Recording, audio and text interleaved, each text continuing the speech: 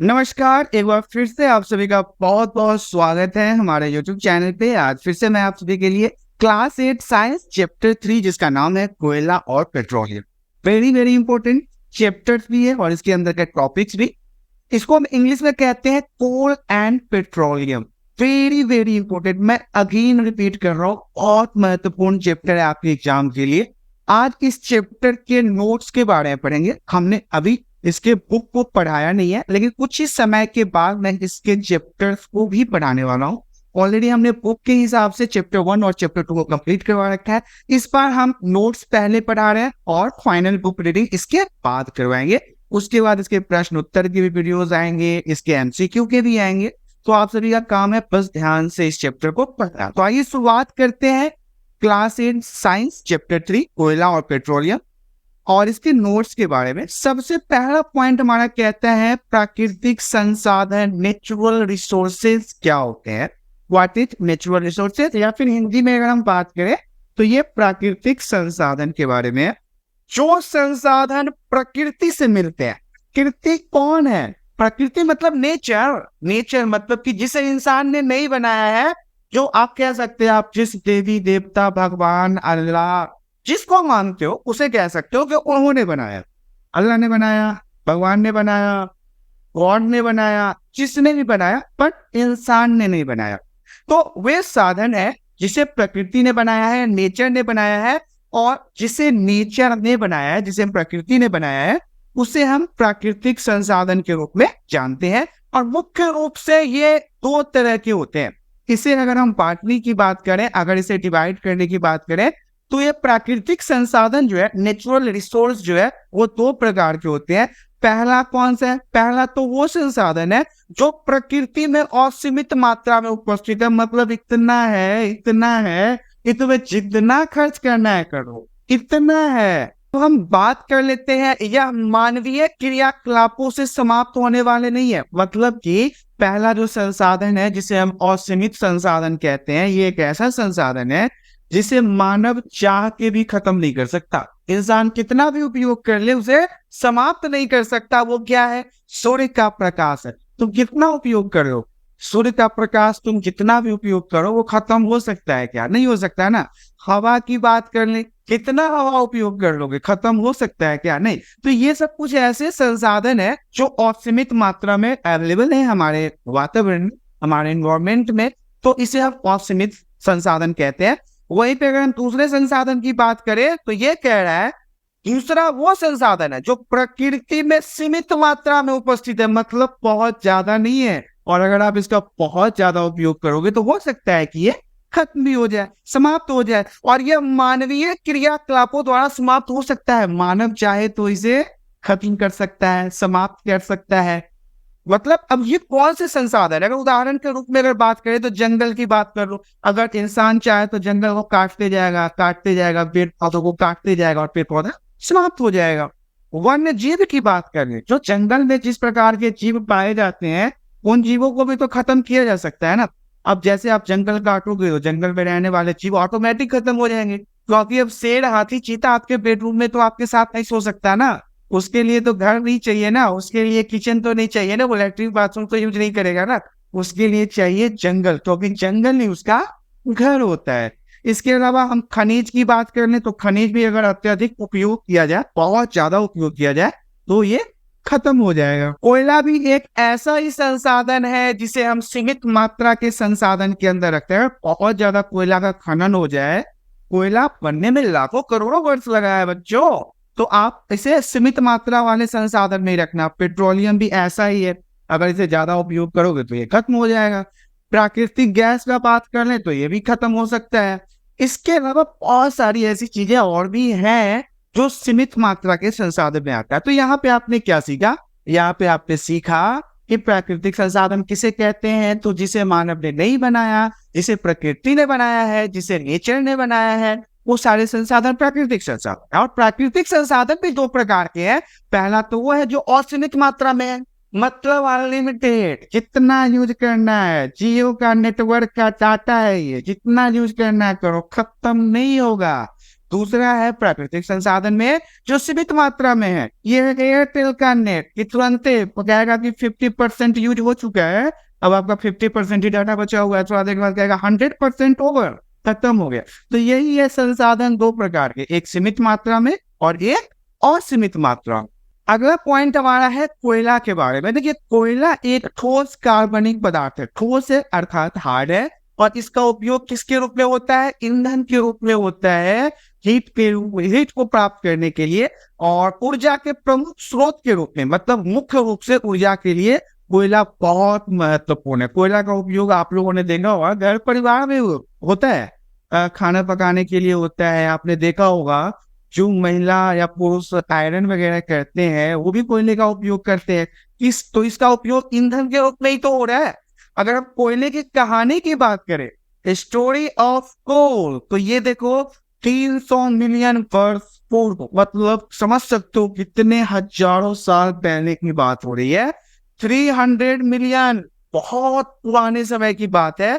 पृथ्वी पर निचले जलीय क्षेत्रों में घने बर्फ, मतलब नीचे पृथ्वी के बहुत घने जंगल हुआ करते थे, जो कि बाढ़ जैसे प्राकृतिक आपदा के कारण टूटकर पृथ्वी के नीचे बिखर गए। जब बाढ़ आया ना, पानी के फ्लो के कारण ये जंगल जो है टूट के बिखर गया और उसी के अंदर दब गया।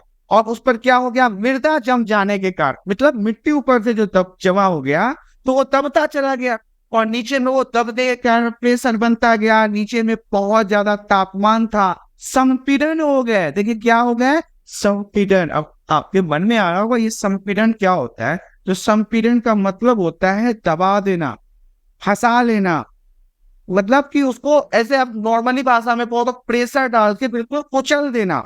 अब ये क्या हो गया? नीचे ताप था, मतलब कि टेम्परेचर था, तो जलते जलते और ऊपर से प्रेशर होने के कारण धीरे धीरे क्या बन गया?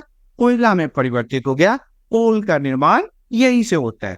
अगला पॉइंट हमारा कहता है कोयले का उपयोग। तो देखिए कोयले का उपयोग विद्युत उत्पन्न करने हेतु उपयोग होता है, मतलब बिजली को बनाने में भी कोयले का उपयोग किया जाता है। इसके अलावा रेल इंजन को चलाने के लिए भाप बनाने का काम करना। आपको पहले वाले रेल इंजन को देखा होगा तो अंग्रेजों के समय में तो ऐसे ही रेल इंजन होते थे ना, जिनमें पानी के भाप से उसे चलाया जाता था, तो इसमें भी कोयले का उपयोग होता है। इसके अलावा कपड़ों को प्रेस करने में, मैंने अभी जस्ट थोड़ी देर पहले आपको बताया था ना कि जो महिलाएं एवं पुरुष जो कपड़ों पे आयरन वगैरह करते हैं वो भी तो कोयले का उपयोग करते हैं, और इसका महत्वपूर्ण उपयोग है ईंधन के रूप में। मतलब ज्यादातर कोयले का उपयोग जो है वो ईंधन के रूप में ही होता है। और सबसे मजेदार अगर हम बिहार की बात करें तो लिट्टी बनाने में भी कोयले का उपयोग होता है। तो लिट्टी चोखा हमारे यहाँ का बड़ा फेमस फूड है, बड़ा फेमस डिश से कह सकते हो आप।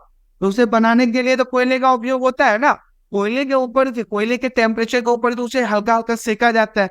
तो इसका मुख्य रूप से कोयले का उपयोग जो है वो ईंधन के रूप में होता है। इसी में अगला पॉइंट हमारा कह रहा है जब कोयले को हवा की उपस्थिति में गर्म किया जाता है, मतलब आप ये भी कह सकते हो जब कोयले में आग लगाते हैं तो क्या होता है? इसका दहन होता है, और इस अभिक्रिया में उष्मा और कार्बन डाइऑक्साइड गैस निकलते हैं। जब भी किसी पदार्थ को हम जलाते हैं तो आपको पता है ना, उसे टेम्परेचर तो निकलता है, हीट तो निकलता है, उष्मा तो निकलता है। इसके अलावा एक गैस भी रिलीज होता है जिसे हम क्या कहते हैं? CO2। इसे याद रखिएगा, इस गैस को कहते हैं CO2, और इसी को हम क्या कहते हैं? Carbon dioxide. अगला पॉइंट हमारा कहता है कोयले के प्रक्रमण में कई उपयोगी चीजें बनती है। जब भी कोयले का प्रक्रमण होता है, प्रक्रमण मतलब इसके अलग अलग चीजों को तैयार किया जाता है, जैसे कई सारे अलग अलग चीजें भी बनती है। जैसे क्या?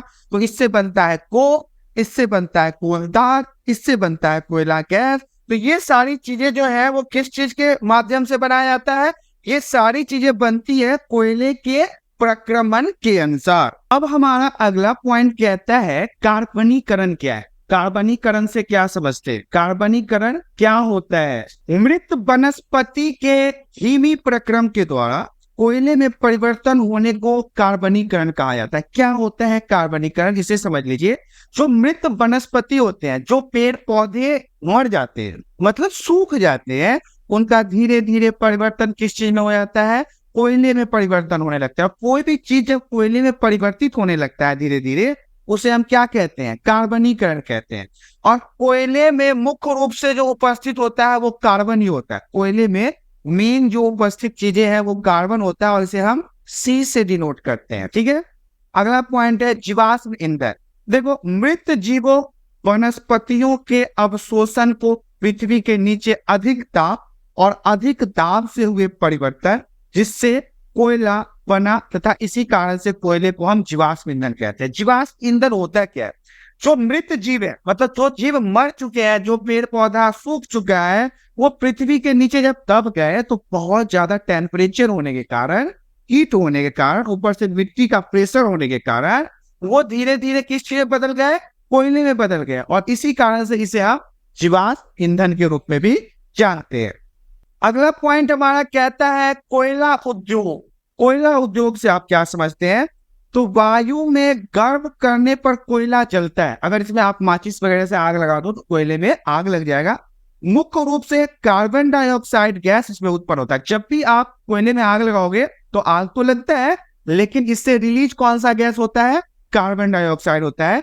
तथा उद्योग में कोयले के प्रक्रमण द्वारा उपयोगी उत्पाद प्राप्त किए जाते हैं। कोयले के प्रक्रमण कहने का मतलब है कोयले को अलग अलग रूप में बदलकर अलग अलग चीजों का निर्माण होता है। जैसे कि कोयले से ही कोक बनाया जाता है, कोल तार बनाया जाता है, कोयला गैस बनाया जाता है। अब आप सोच रहे होंगे कि कोक क्या है, कोल तार क्या है, कोयला गैस क्या है। तो इन सभी चीजों के बारे में मैं अभी आपको बताने वाला हूँ कि ये सारी चीजें क्या होती है। तो सबसे पहले हम कोक से शुरुआत करते हैं कि कोक क्या होता है। कोक जो है वह एक कठोर, सरंध्र और काला पदार्थ है। बहुत ही हार्ड होता है और काला रंग का होता है। ठीक है, यह कार्बन का लगभग शुद्ध रूप है। मतलब इसी को हम कार्बन भी कहते हैं। शुद्ध रूप कहने का मतलब है कि यह प्योर कार्बन ही होता है। कोक का उपयोग इस्पात के औद्योगिक निर्माण, बहुत से धातुओं के निष्कर्षण में किया जाता है। कोक का उपयोग क्या होता है? कोक का क्या काम है? तो कई सारे औद्योगिक निर्माण में उपयोग किया जाता है। इस्पात मतलब लोहा की जो फैक्ट्री होती है ना, उसमें कोयले का या कोक का उपयोग किया जाता है। या फिर बहुत सारे और लोहे के अलावा मान लो बहुत सारे और सी धातुएं हैं, मेटल्स हैं, उनको शुद्धिकरण करने में, प्योर बनाने में कोक का काम किया जाता है। अगला पॉइंट हमारा कहता है कोल तार के बारे में। अब हम कोल तार के बारे में जान लेते हैं। यह एक अप्रिय गंध वाला गाढ़ा द्रव्य होता है। मतलब कोल तार जो है ना वो बहुत बदबू देता है। यहाँ पे गंध अप्रिय मतलब आपको अच्छा नहीं लगेगा इसका गंध। तो ये लगभग 200 पदार्थों का मिश्रण होता है। 200 अलग अलग पदार्थों से मिलके कोल तार का निर्माण होता है। कोल तार से प्राप्त उत्पादों का उपयोग प्रारंभिक पदार्थों के रूप में दैनिक जीवन में काम आने वाले विभिन्न पदार्थों में औद्योगिक निर्माण में आता है। अब देखिए कोल तार का उपयोग क्या होता है, कोल तार का यूजेस क्या है। तो देखिए इसका उपयोग आता है संश्लेषित रंग बनाने में, कलर बनाने में, औषधि बनाने में भी कोल तार का उपयोग होता है, विस्फोटक बम बनाने में भी इसका उपयोग होता है, सुगंध बनाने में, प्लास्टिक के पेंट बनाने में, फोटोग्राफिक सामग्री बनाने में, छत निर्माण सामग्री बनाने में किस चीज का उपयोग करते हैं? कोल तार का उपयोग करते हैं। और ये कोल तार भी क्या होता है, आपको जब मैं वीडियो एडिटिंग करूंगा ना तो उसमें मैं कोल तार का एक फोटो लगा दूंगा, एक वीडियो लगा दूंगा, जिससे आपको समझ में आ जाएगा। इसी तरह से मैं कोक का भी फोटो लगा दूंगा ताकि आप बच्चे क्लास में हो सकता है कि आपने अभी तक अपने जीवन में कोल तार नहीं देखा होगा, कोक नहीं देखा होगा, और जो आपके बुक में जो फोटोज रहते हैं या इमेज रहते हैं वो भाई साहब पता नहीं क्यों उसे ब्लैक एंड व्हाइट छाप देते हैं। अब ब्लैक एंड व्हाइट फोटो में ना समझने में थोड़ा सा दिक्कत होता है। इसलिए मैं आपको जब वीडियो एडिट करूंगा ना तो इसमें कलर फोटो लगाऊंगा, बिल्कुल एचडी क्वालिटी का, जिससे देख के आप समझ जाओगे कि कोल तार क्या होता है और कोक क्या होता है। अब हम बात करेंगे कोयला गैस के बारे में। कोयला गैस क्या है? कोयला गैस कोयले के भंजक आसवन या कार्बनीकरण से प्राप्त होता है। कोयला गैस का मतलब होता है कि ये भी हमें कोयले के भंजक मतलब कोयले से ही प्राप्त होता है, या फिर जब कोयले का कार्बनीकरण होता है। कार्बनीकरण मैंने अभी आपको बताया है कि एक लंबे प्रोसेस में क्या होता है कि जो मृत जीव होते हैं, जो जीव मर जाते हैं या जो पेड़ पौधे सूख जाते हैं, वो लंबे समय तक मिट्टी के नीचे दब जाते हैं। नीचे से टेम्परेचर बहुत बढ़ता है, इस कारण से वो कोक में बदल जाते हैं, कोयला में बदल जाते हैं, और इस प्रक्रिया को ना हम कार्बनीकरण कहते हैं। एक समय कोक बनाने के उपजात के रूप में प्राप्त होती थी। कोक का निर्माण करने के समय में जो गैस प्राप्त होता है उसे हम कोयला गैस के रूप में जानते हैं। अगला पॉइंट हमारा कहता है पेट्रोलियम। पेट्रोलियम क्या है? पेट्रोलियम नाम सुन के आपको ये तो पता चल ही गया होगा कि हमारे डैडी, पापा, अब्बा जो भी हमारे बाइक में, गाड़ी में तेल डलवाते हैं वो क्या होता है? पेट्रोल ही तो होता है। लेकिन यहाँ पे पेट्रोल और पेट्रोलियम में थोड़ा सा अंतर है, आप इस अंतर को जरा ध्यान से समझिए। आप जानते हैं कि ईंधन के रूप में पेट्रोल का उपयोग हल्की स्वचालित वाहनों को चलाने में किया जाता है, जैसे कि क्या? मोटरसाइकिल, साइकिल चलाने में तो पेट्रोल का उपयोग होता है, स्कूटर चलाने में होता है, कार चलाने में होता है। इन सभी चीजों में ईंधन के रूप में जिस तेल का, ऑयल का उपयोग हम करते हैं वो तो पेट्रोल ही होता है ना। पेट्रोल के बिना आपका गाड़ी चलेगा क्या? नहीं चलेगा। और भारी मोटर वाहन जैसे ट्रक और ट्रैक्टरों को चलाने के लिए किस चीज का उपयोग होता है? डीजल का। तो आपको समझ में आ गया होगा कि पेट्रोल और डीजल का क्या उपयोग है। ये ईंधन प्राकृतिक स्रोत से प्राप्त होते हैं, याद रखिएगा। ये पेट्रोल हो या डीजल हो, ये हमें कहाँ से मिलता है? नेचर से मिलता है, प्राकृतिक स्रोत से प्राप्त होता है, जिसे हम क्या कहते हैं? पेट्रोलियम कहते हैं। अगला पॉइंट हमारा कहता है पेट्रोलियम का निर्माण। देखिए, समुद्र में रहने वाले जीवों से हुआ। किसका निर्माण? पेट्रोलियम का। आपको बड़ा आश्चर्य लगेगा कि समुद्र में इतनी अच्छी चीजें समुद्र में कहां से आ गई। तो लेकिन बात तो सही है, समुद्र में रहने वाले जीवों से हुआ क्या? पेट्रोलियम का निर्माण। हम जिस धरती पे रहते हैं इसका 75% तो समुद्री है ना, पानी ही है। हम तो 25% पे रहते हैं। तो अगर हमारी दुनिया पूरी 25% में है तो सोच लो कि समुद्र की दुनिया कितनी बड़ी हो।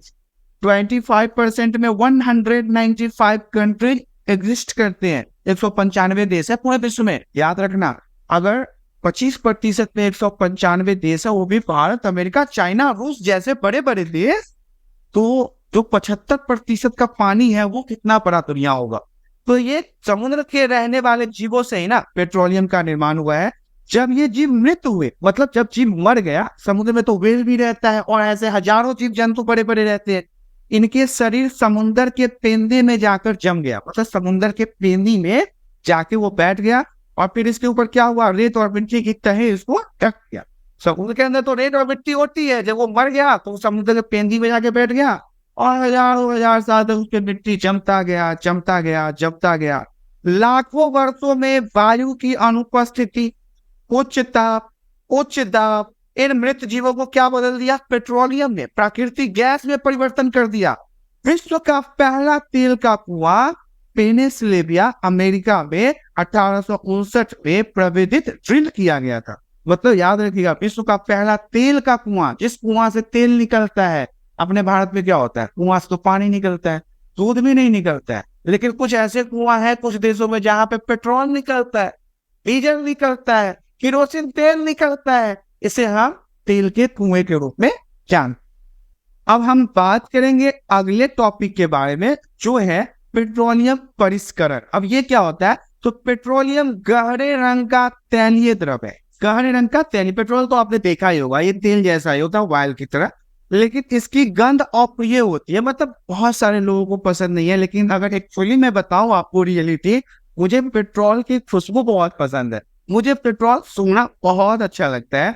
यह विभिन्न संघटकों जैसे पेट्रोलियम गैस, पेट्रोल, डीजल, स्नेहक तेल, पैराफिन, मोम आदि का मिश्रण होता है। अगर हम पेट्रोलियम परिष्करण करते हैं तो इसमें से अलग अलग चीजों का निर्माण होता है। वो चीजें कौन है? तो पेट्रोलियम गैस, पेट्रोल, डीजल, स्नेहक तेल, पैराफिन, मोम, इन सभी चीजों का इसका निर्माण किया जाता है। अब पेट्रोलियम परिष्करण का ना एक स्मॉल वीडियो मैं आपको स्क्रीन पे लगा दे रहा हूँ, जिसके माध्यम से आप इसे समझ लोगे कि पेट्रोलियम परिष्करण होता क्या है। पेट्रोलियम के विभिन्न संघटकों, प्रभावों को पृथक करने का प्रक्रम ही परिष्करण कहलाता है। पेट्रोलियम के अंदर से ये अलग अलग चीजें निकालते हैं हम, जिसमें पेट्रोल है, डीजल है, स्नेहक तेल है, पैराफिन, मोम है। इन सभी चीजों को अलग अलग करना ही परिष्करण कहलाता है।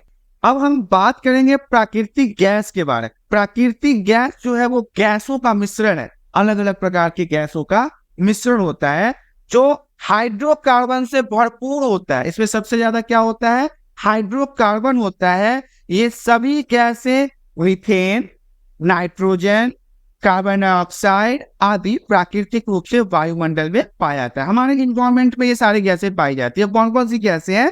वो गैसें हैं मीथेन, नाइट्रोजन और कार्बन डाइऑक्साइड। अगला पॉइंट हमारा कहता है पेट्रोलियम के विभिन्न संघटक और उसके उपयोग। पेट्रोलियम के अलग अलग संघटक, मतलब पेट्रोलियम से क्या क्या चीजें बनती है और उसका उपयोग क्या है। तो सबसे पहला तो हमारा पॉइंट है द्रवित पेट्रोलियम गैस, जिसे हम एलपीजी कहते हैं। घर में आपको पता है कि हमारे घरों में जो चूल्हा वगैरह रसोई गैस जो यूज होता है वो एलपीजी होता है ना सिलेंडर के अंदर।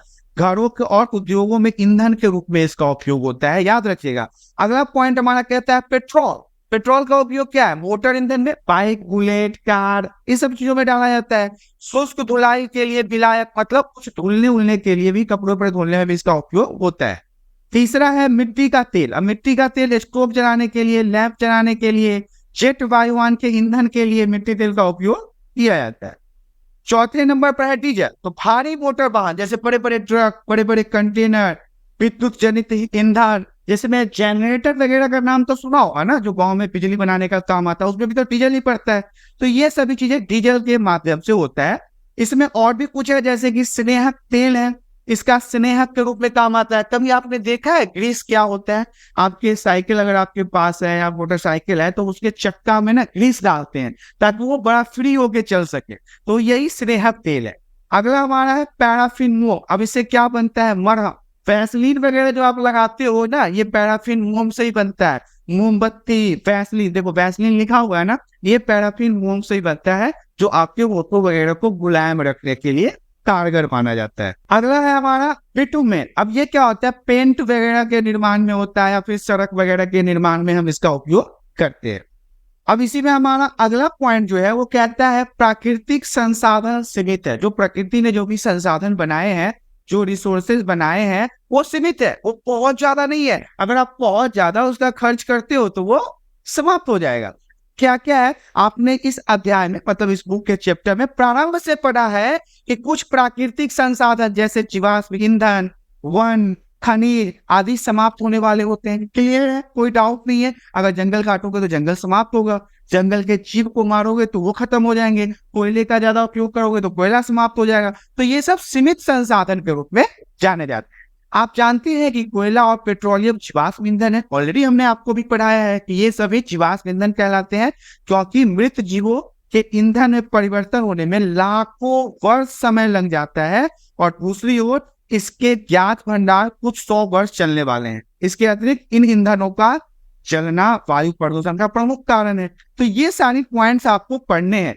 इसका संबंध जो है ना वो विश्व उष्णन से है। ये जितनी भी चीजें हैं, पेट्रोलियम हो गया, कोयला हो गया, या फिर और भी चीजें हैं जिसको जलाने से क्या हो रहा है कि पूरे विश्व का जो गर्मी है वो बढ़ रहा है, जिसे हम ग्लोबल वार्मिंग भी कहते हैं, विश्व उष्णन उसी को हम हिंदी में कहते हैं।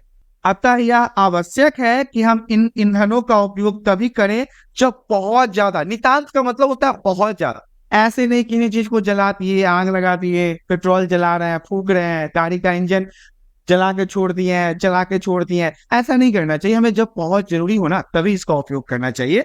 इसके परिणाम स्वरूप क्या होगा? पर्यावरण बेहतर बनेगा, पर्यावरण को हम शुद्ध रख सकते हैं, विश्व उष्णन का खतरा कम रहेगा, पूरे विश्व का जो ग्लोबल वार्मिंग है उसकी समस्या भी समाप्त हो जाएगी, और हमारे ईंधनों की उपलब्धता, मतलब ये जो पेट्रोलियम है, कोयला है, ये लंबे समय तक चल पाए।